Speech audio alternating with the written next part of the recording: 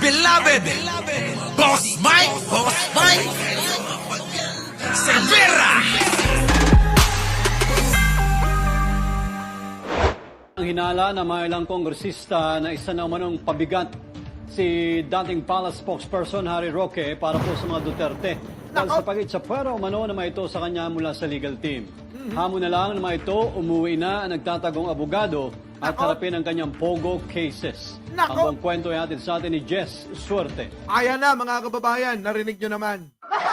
Sa palagay nyo mga kababayan, tama ba yan? Matagal ko naman ang sinasabi yan na si Roque baka mamaya biglang bumaliktad yan. Sa mga kababayan ko nanonood ngayon, huwag nyo nang ipagkakait para sa gwapo nyong vlogger.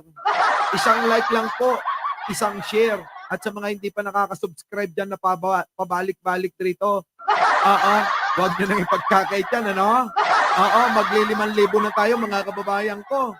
Nandyan naman yung mga moderator natin, sila Cheryl Santa Maria, Jane Wanson, at saka si Evangeline Camilosa, Arnold Lopez, Lynn Mariano, si Margox, nandyan din. At sa mga bisita natin, bahala na kayo sa kanila, pachuchay. Eto na mga kababayan, Marian Tomas, Agnolin Prias, eto na. Ay Chang, eto na. Walis Carlinga, eto na. Eto na, wala pa nga. So eto na nga mga kababayan, pinaghihinalaan, nako, mukhang eto mga kababayan, magkakatotokan na talaga yung ating mga sinasabi na itong si Roque kaya ang Trojan horse sa kampo nila. Tandaan nyo mga kababayan, mahirap magtiwala, lalo ganyan ang kalagayan. Baka naman mga kababayan, nakipagkasundo na siya. Huwag lang siyang parurusahan, iligtas lang siya at siya'y kakanta na. Kakanta. Oo. Ano kayang kanta ka? Ano kayang kanta yung gagawin ni Roque pag nakita natin, Tatanggapin nyo ba siya? Yun ang problema. Kung tatanggapin nyo si Roque. Kasi mga kababayan, maraming galit dyan Di ba? Mga kababayan, maraming galit dyan. So eto na. Bakit? Bakit nasabi na talagang etong si Roque ay pabigat na sa kampo ni Duterte? Kasi mga kababayan, nung nakaraang mga araw, nabalitaan naman natin na talagang etong si Roque, abay tinabla na nila. Dapat yan mga kababayan nagpepresenta. Magpepresenta na maging abogado ni Digong sa ICC. Kaso sabi ni Sara, hindi ka pwede. Wala kaming tiwala sa iyo Kung wala nang tiwala si Sara kay Roque, bakit kaya yung mga vlogger nagtitiwala pa sa kanya? Jojo Chavez, kamusta na auntie mo? Malapit na rin yun. Mga kababayan, ano kaya Mary Jane de Vera? Paki-explain, paki-comment mga kababayan kong mahal na mahal ko. Pero bago yan, huwag niyong kalimutan, paalala ko lang, baka mamaya madiskarel na naman to, masaya pa naman tong live natin. Diba, Dimple Smirnoff? Masaya pa naman tong live natin ni Nita's Vlog, tapos ang ginagawa nila, nire-report nila Daryl Bautista. Eto na, pakinggan natin, pasok! Posible umanong pabigat na ang tingin ng mga Duterte kay dating Presidential Secretary Harry Roque. Kita nyo mga kababayan ko, talagang nagkakatotoo lahat ng mga sinasabi natin dito. Yun mga kababayan, galing lang sa bolang kristal. Pero sa kanila na nanggaling, talagang pabigat na daw. Etong si Roque, sa kampo ni Duterte. Hindi lang matabayan. So totoo lang, gumaanggang na nga yan. Kita nyo naman, naging sexy na. Diba? Kumpara dati, talagang yung kanyang tiyan nagmumura. Mga kababayan, kahit anong damit ang isuot niya, kitang-kita nyo agad yung tiyan niya. Diba? Pero ngayon mga kababayan, kita nyo naman, konti na lang, nagagaya na ako So ngayon mga kababayan, sa tingin ninyo, pabigat na ba talaga si Akla naman kayo? Kung maka-akla naman si Gina. Sige, eto na. Pakinggan natin, bakit pabigat ka na, Roque? Makinig. Ang buong kwento ay atin sa atin ni Jess Suerte. Posible umanong pabigat na ang tingin ng mga Duterte kay dating Presidential Secretary Harry Roque. Kaya hindi ito isinama sa legal team ni dating Pangulong Rodrigo Duterte. Paya mga kababayan. Hindi na daw, mga kababayan, hindi na. Hindi na daw isasama. Siyempre, kung ako kay Roque, magtatampo ko.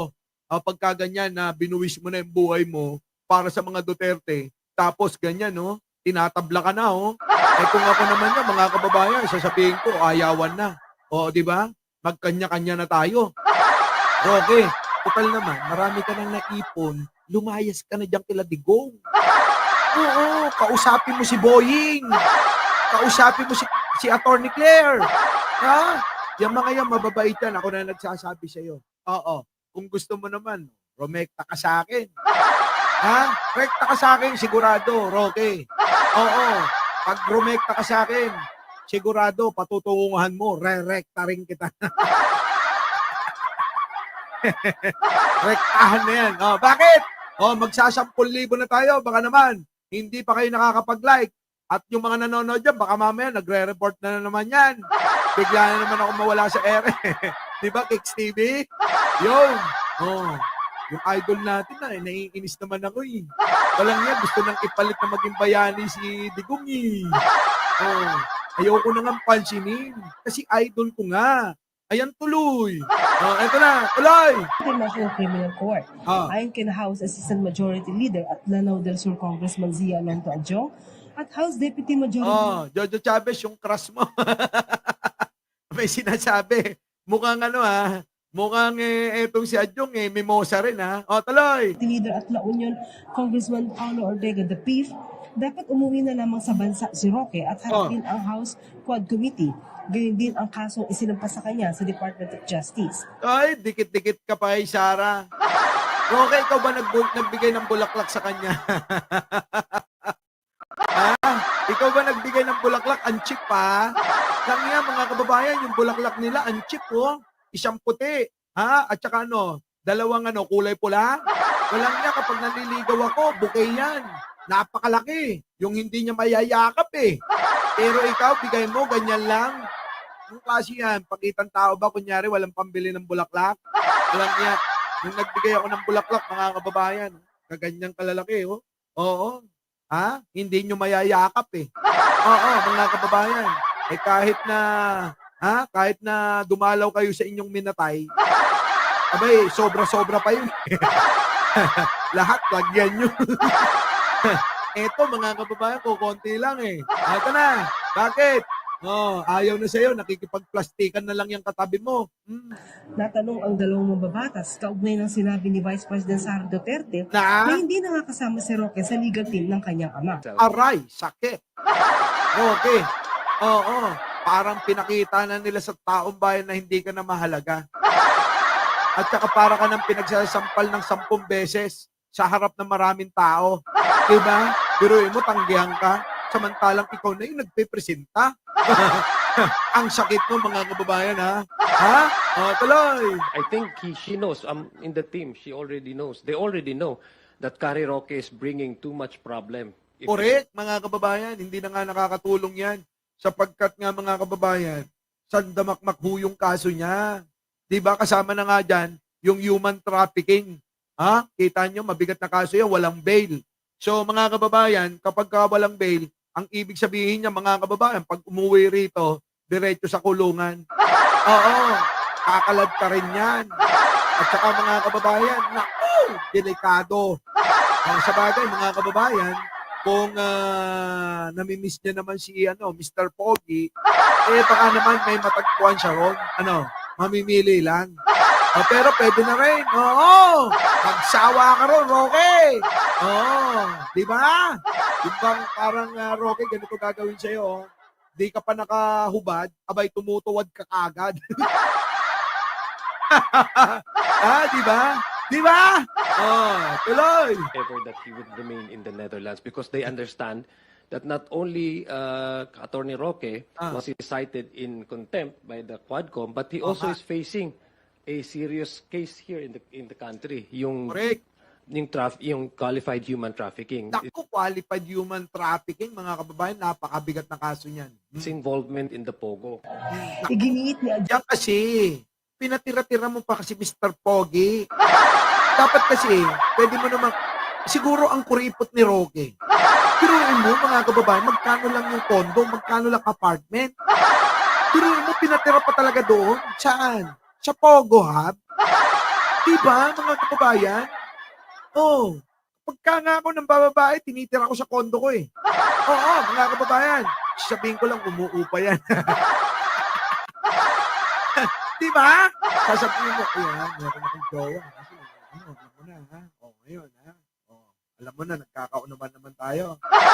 Sana maintindihan mo. Oo. Ha? Parehas ko kayong mahal. Kaya lang, oo. Hindi ko kayang bitawan ng isa sa inyo. Kaya pwede ba? Oo.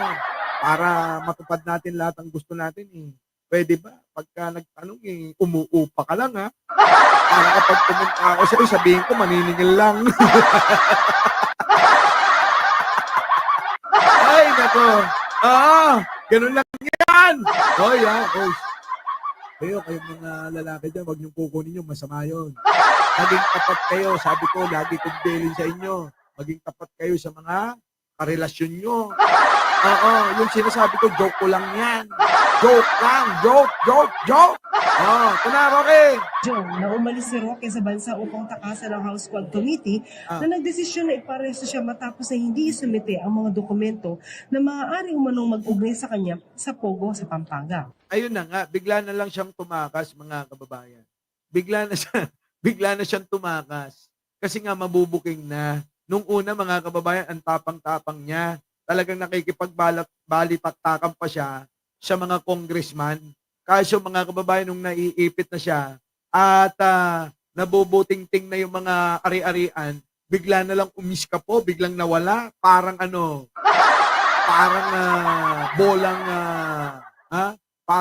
bolang nag-evaporate. Huwag naman bula, mga kababayan. Hindi naman siya mukhang bula, no? Mukha siyang bola, oo. Tuloy! So, as a lawyer himself, he knows quite very well that he needs to respect the law. He needs to have himself presented before the court so that he can clear his name. Tama! Tulad ng ginawa ni De Lima. Diba? Abogado ka pa naman. Si De Lima, abogado rin. Kita niyo mga kababayan ang ginawa ni De Lima. Pinaglaban niya yung kanyang alam na katotohanan. At napatunayan, mga kababayan, na ang totoo pala talagang tinaniman lang ng mga saksi at ebidensya si De Lima. Ngayon, mga kababayan, nakalaya na. Matapos ang 7 taon, halos 7 taon. Diba? Dolores Lopez, thank you naman ha. Diba? Yun. Kita nyo. Dapat ganun din, Roque, diba sabi mo nga noon, kay De Lima, inaasar mo siya. Ano sabi mo? Mag-enjoy na lang sa kulungan. Ngayon, bakit ikaw hindi mo magawa? Tanong ko lang, mas lalaki ba sa iyo si De Lima? Sino mas lalaki sa inyong dalawa? Diba mga kababayan? Yun lang naman ang tanong dyan. Sino ang mas lalaki sa kanilang dalawa? Tuloy, Adjong.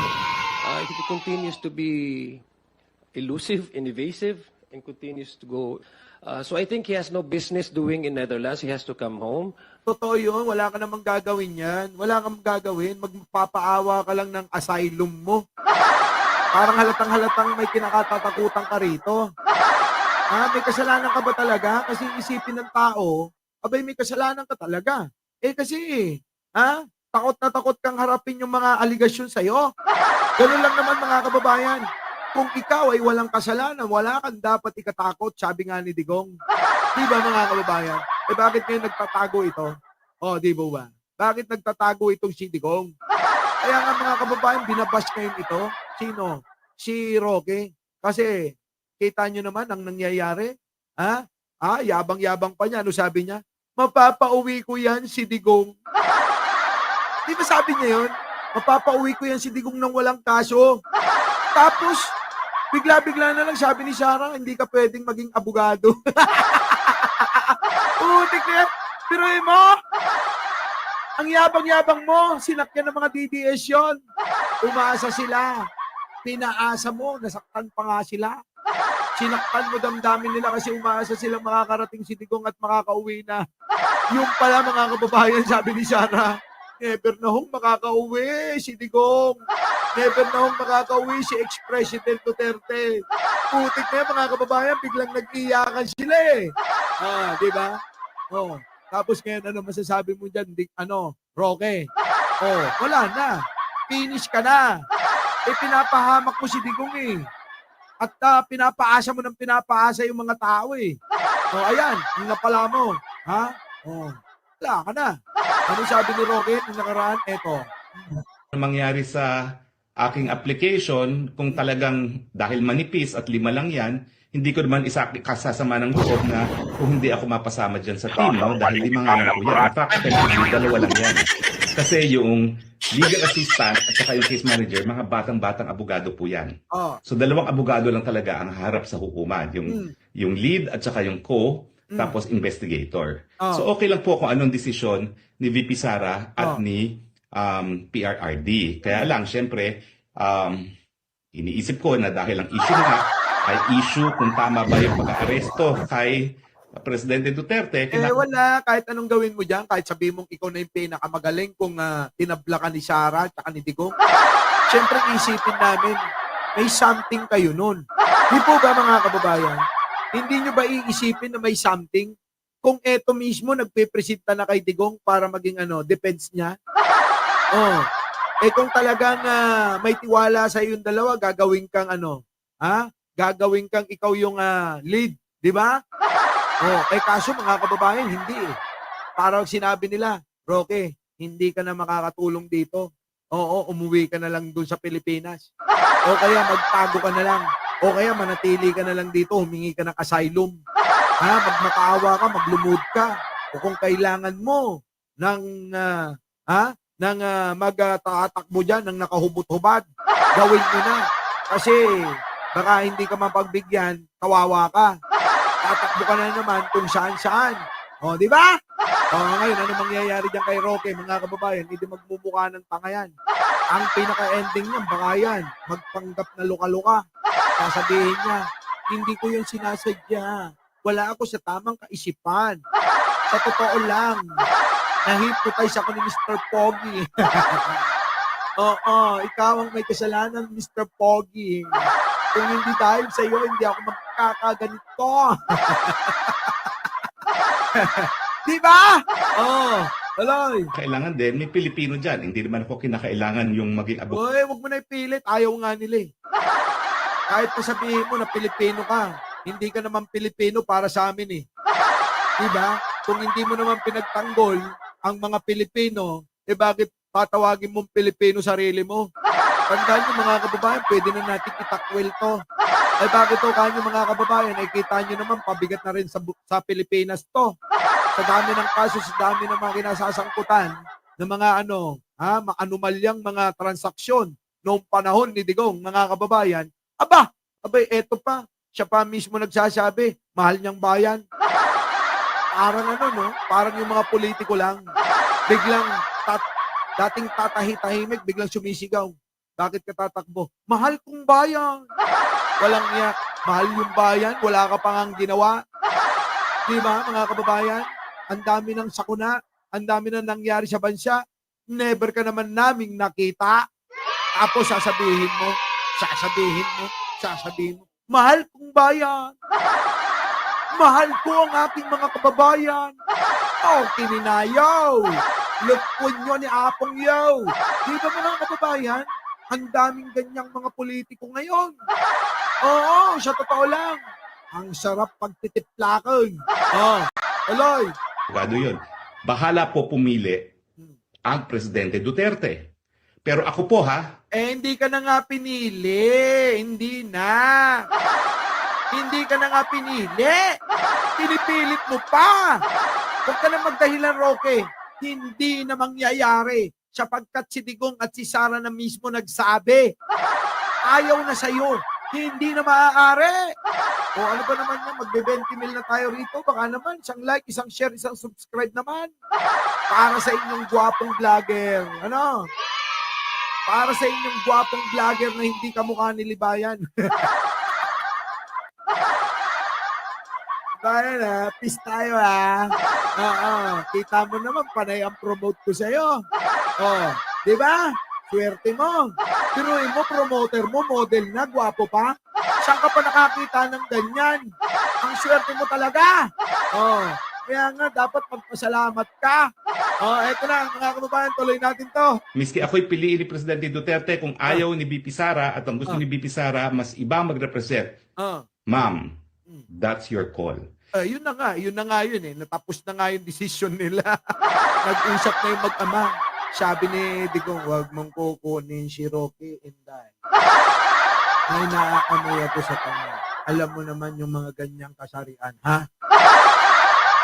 Alam mo yan, bigla na lang bumabaliktad yan. Baka imbes na makalabas ako din eh. Baka naman, ako'y matuluyan. Akala mo naman si Digong makakalabas pa. Sayang din naman. Hindi naman masamang umasa. Diba? Hindi naman masamang umasa. Sabi nga sa amin mga kababayan, gagamitin ko lang. Impalapal nga ayat, barbarang may salat. Sabi nila, di ba? Sino mga Ilocano dyan? Sabi sa atin, no? Impalapal nga ayat, barbarang may salat. O, kita nyo, parang ganun na lang yung parang ganun na lang yung pag-asa ni Digong. Parang ganun na lang yung pag-asa ni Digong. Parang pag bumato, pag tinamaan, sa poll. Eh kaso mga kababayan, tumbano naman, yung mga babato ron, di ba? Parang si Sara. Eh di malabo talaga.